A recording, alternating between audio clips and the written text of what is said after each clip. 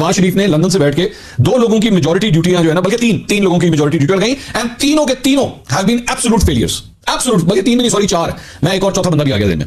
कौन कौन, ये मैं आगे सामने, मरियम नवाज। सबसे पहले मरियम नवाज पे आ जाए। गिलगित बल्तिस्तान के इलेक्शन हारे, आजाद कश्मीर के इलेक्शन हारे, जिमनी इलेक्शन हारे।